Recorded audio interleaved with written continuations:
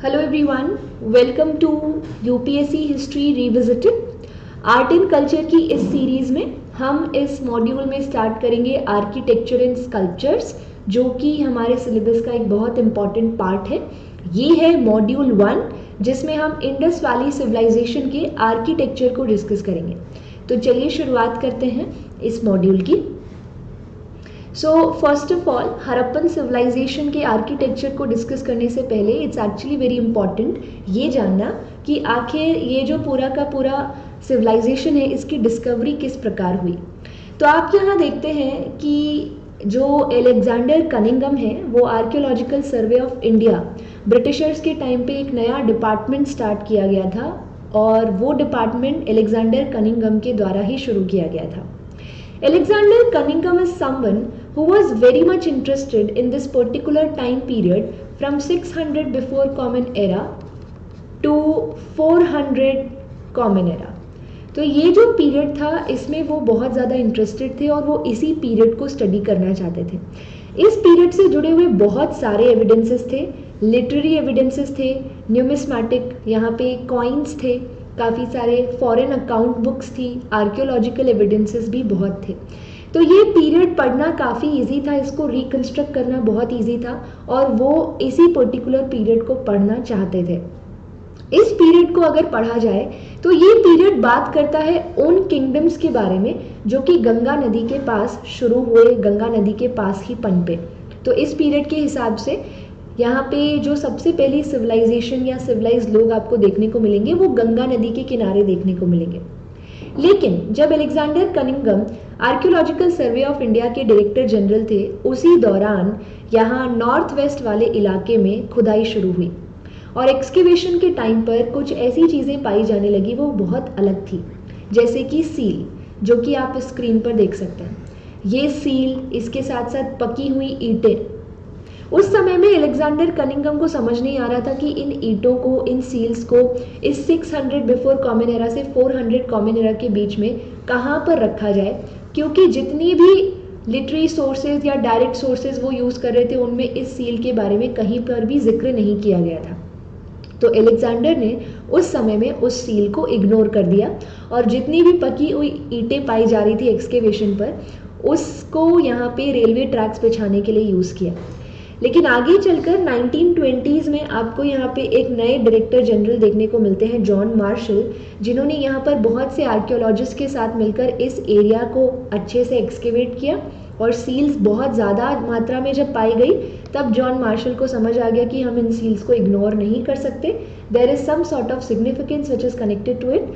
And finally proper excavation के साथ, proper study के बाद, यहाँ जॉन मार्शल ने पूरी दुनिया को बताया कि भारत के इतिहास की जो शुरुआत है वो गंगा नदी के किनारे नहीं बल्कि सिंधु नदी के किनारे होती है, और तब उन्होंने पूरी दुनिया को इंडस वैली सिविलाइजेशन के बारे में बताया।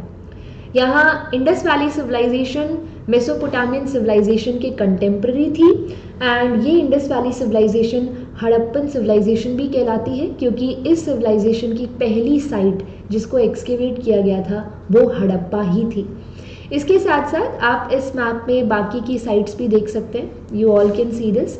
आप यहाँ पे राखीगढ़ी, मिथाथल, रोपड़, बनवाली, कालीबंगन, हड़प्पा, मांडा, शोरतुगई जो अफगानिस्तान में है, रहमान ढेरी, घनवेरी वाला, नवसारो, इसके साथ साथ मोहनजोदड़ो है, कोदिजी है, गाजी शाह, बालकोट, छानोदारो, धोलावीरा, सरकोटड़ा, लोथल, कुंतसी, ये कुछ ऐसी साइट्स हैं जो कि हड़प्पन सिविलाइजेशन से जुड़ी हुई हैं। इनको प्रॉपर स्टडी करके इस पीरियड को रिकंस्ट्रक्ट करने की कोशिश की गई है।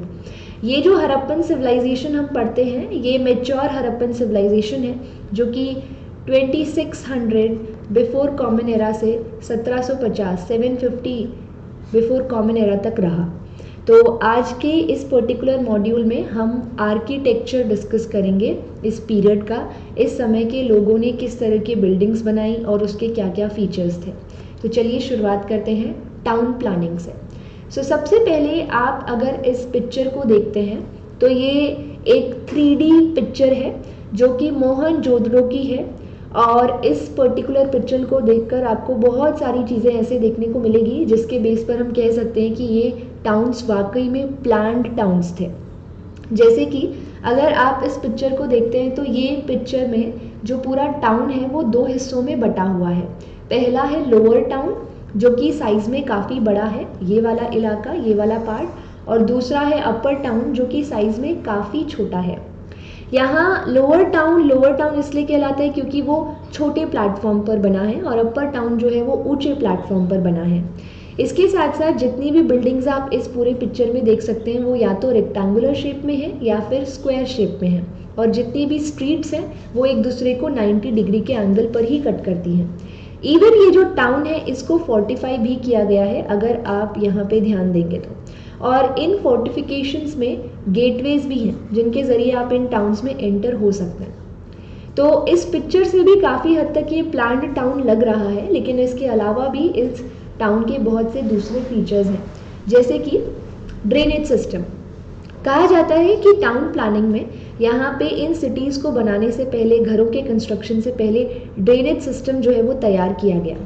ड्रेनेज सिस्टम कुछ इस प्रकार है जिसमें आप देखेंगे कि जितनी भी नालियाँ हैं वो सभी नालियाँ मेन स्ट्रीट को 90 डिग्री के एंगल पर कट करती हैं, और नालियाँ कुछ इस प्रकार बनाई गई हैं कि इस पूरी सिविलाइजेशन में जितने भी घर हैं उन घरों की लगभग कम से कम एक दीवार जो है वो किसी ना किसी नाली से कनेक्टेड ज़रूर है, ताकि घर का जो वेस्ट पानी है वो उस नाली से होते हुए बाहर निकाला जा सके। इवन ड्रेनेज सिस्टम में जो नालियाँ बनाई गई हैं उनके ऊपर आप इस तरह के लूजली पैक्ड ब्रिक्स देखेंगे, और ये जो लूजली पैक्ड ब्रिक्स हैं ये इसलिए लगाए गए हैं ताकि इन्हें समय समय पर हटाकर इन नालियों की सफाई की जा सके और इन ब्रिक्स को वापस लगाया जा सके। तो ड्रेनेज सिस्टम बहुत ही बेहतर तरीके से बनाया गया। दूसरा, ड्रेनेज सिस्टम में जो नालियाँ हैं उनमें एक स्लोप आपको देखने को मिलेगा जो कि काफ़ी ज़रूरी भी होता है, ताकि पानी जो है वो कहीं पर ठहरे ना और वो बहता रहे। तो इस तरीके से ये पूरा ड्रेनेज सिस्टम तैयार किया गया। इसके बाद बात करते हैं डोमेस्टिक आर्किटेक्चर की। यहाँ डोमेस्टिक आर्किटेक्चर यानी कि घर, इन टाउन्स में जितने भी घर थे वो लगभग एक जैसे ही दिखा करते थे, और उन घरों में आप देखेंगे कि वो 2 स्टोरेड भी होते थे, 3 स्टोरेड भी होते थे, मल्टी स्टोरेड भी हुआ करते थे। उन घरों में आप सीढ़ियाँ भी देखेंगे, और उन घरों की खास बात ये थी कि हर घर में बीच में आपको एक आंगन देखने को मिलेगा, सेंट्रल कोर्टयार्ड देखने को मिलेगा, और उस घर के जितने भी कमरे हैं उन सभी रूम्स के जो डोर्स हैं वो उसी सेंट्रल कोर्टयार्ड की ओर ओपन होते हैं। दूसरा, इन घरों में विंडोज़ यानी कि खिड़कियां नहीं पाई गई हैं, जिसके तहत हम ये कह सकते हैं, ये इंटरप्रेट कर सकते हैं कि ये प्राइवेसी को मेंटेन करना काफ़ी पसंद करते थे, पीस लविंग पीपल थे। इवन यहाँ जो मेन एंट्रेंस गेट है घर का वो भी कुछ इस प्रकार कंस्ट्रक्ट किया गया है कि कोई भी पासर बाय घर में होने वाली किसी एक्टिविटी की ताक झांक ना कर सके। जैसे कि मान लीजिए ये एंट्रेंस गेट है, इस पिक्चर में देखिए ये एंट्रेंस गेट है और एक व्यक्ति जो है वो यहाँ से गुजर रहा है, तो अगर वो चाहे भी तो भी सेंट्रल कोर्टयार्ड में होने वाली एक्टिविटीज़ को नहीं देख पाएगा, क्योंकि उसके आगे ये दीवार जो है अड़ रही है। इसके साथ साथ अगर वो पानी का इस्तेमाल करना चाहता है ये पासर बाय, तो वो अंदर घुस जा सकता है। उसके बिल्कुल साइड में एक कमरा है जिसमें कुआं हुआ करता था, जिससे वो पानी यूज़ कर सकता है। तो डोमेस्टिक आर्किटेक्चर प्राइवेसी की ओर इशारा करता है कि ये लोग अपने जीवन में प्राइवेसी मेंटेन करना काफ़ी ज़्यादा पसंद करते थे। तो ये तो रही जो नॉर्मल बिल्डिंग्स हैं उनकी। लेकिन जब हम अपर टाउन में जाते हैं तो अपर टाउन में हमें कुछ ऐसी बिल्डिंग्स मिलती हैं जो कि काफ़ी यूनिक हैं, जो लोअर टाउन में इतनी ज़्यादा कॉमन नहीं है। और ये जो बिल्डिंग्स हैं इनकी बनावट कुछ इस प्रकार है कि ऐसा लगता है कि ये स्पेशल पर्पस बिल्डिंग्स रही होंगी। पहली बात तो जिस एरिया में ये पाई गई, क्योंकि ये पाई गई हैं सिटाडल में यानी कि अपर टाउन में, लोअर टाउन में होती तो शायद हम इन्हें आम बिल्डिंग्स कह सकते थे, लेकिन क्योंकि ये अपर टाउन में पाई गई हैं इसी वजह से ये स्पेशल पर्पस बिल्डिंग्स हुआ करती होंगी। अगर मैं स्पेसिफिकली मोहनजोदड़ो की बात करूं तो मोहनजोदड़ो जो है उसमें अपर टाउन में इस तरीके का ग्रेट बाथ पाया गया है, इस तरह का कंस्ट्रक्शन पाया गया है जिसको आर्कियोलॉजिस्ट ने ग्रेट बाथ नाम दिया। ये आज के समय के स्विमिंग पूल से काफ़ी मैच करता है। इसमें नॉर्थ और साउथ डायरेक्शन में से सीढ़ियाँ आती हैं जिसके ज़रिए आप इस पूल में एंटर कर सकते हैं। ये जो पूल है ये वाटर टाइप बनाया गया है, ऑब्वियसली चारकोल का इस्तेमाल करके। इस पूल के चारों ओर आपको बाथरूम्स भी देखने को मिलेंगे। इसके अलावा यहाँ पे जो अपर टाउन है उसमें आपको वेयर हाउस भी देखने को मिलेंगे, जो कि काफ़ी कॉमन नहीं है, काफ़ी ज़्यादा स्पेशल पर्पस के लिए भी इनका इस्तेमाल होता होगा। दूसरा, ये ग्रेट बात जो है, हो सकता है कि ये कुछ कल्टिक सिग्निफिकेंस रखता हो सकता है किसी यहाँ पे त्यौहार वाले दिन जो है वो ये सभी लोग मिलकर इसमें पानी भरकर डुबकी लगाते हों। So anything can happen. So the point is कि ये जो इंडस वैली सिविलाइजेशन है, ये जो पर्टिकुलर पीरियड है, इसमें हमारे पास रिटन एविडेंस ज़रूर है लेकिन हम उन्हें डिसाइफर नहीं कर पाए हैं, और इसी वजह से ये पीरियड प्रोटो हिस्टोरिक पीरियड कहलाता है। तो जितनी भी चीज़ें मिल रही हैं उनके आगे हम सिर्फ एक ही शब्द लगा सकते हैं, हो सकता है। क्यों? क्योंकि हम बिल्कुल श्योर नहीं हैं इन चीज़ों के बारे में। हम सिर्फ इन सारी आर्कियोलॉजिकल एविडेंसेस के बारे में इंटरप्रिटेशंस कर सकते हैं, और इंटरप्रिटेशंस डिफर करती हैं पर्सन टू पर्सन। तो सिर्फ एक इंटरप्रिटेशन ही है कि शायद ये ग्रेट बात कोई रिलीजियस सिग्निफिकेंस रखता होगा, शायद नहीं भी रखता होगा।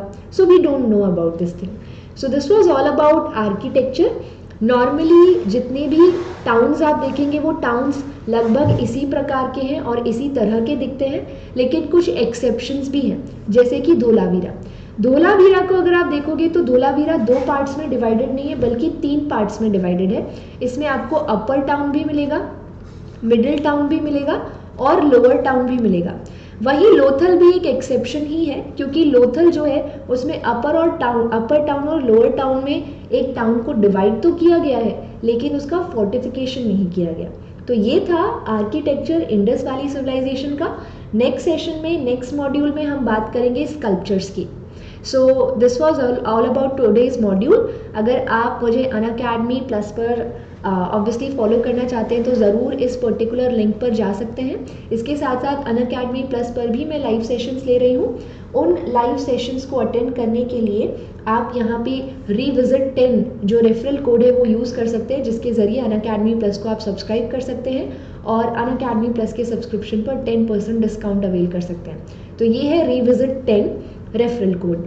इसके ज़रिए सारे full fledged courses, doubt resolving session, prelims test series, main test series, ऐसे writing, answer writing, even interview preparation जो है वो भी उस पैकेज में आती है। तो आप सब्सक्राइब ज़रूर करें। And this is all about today's module. Thank you so much.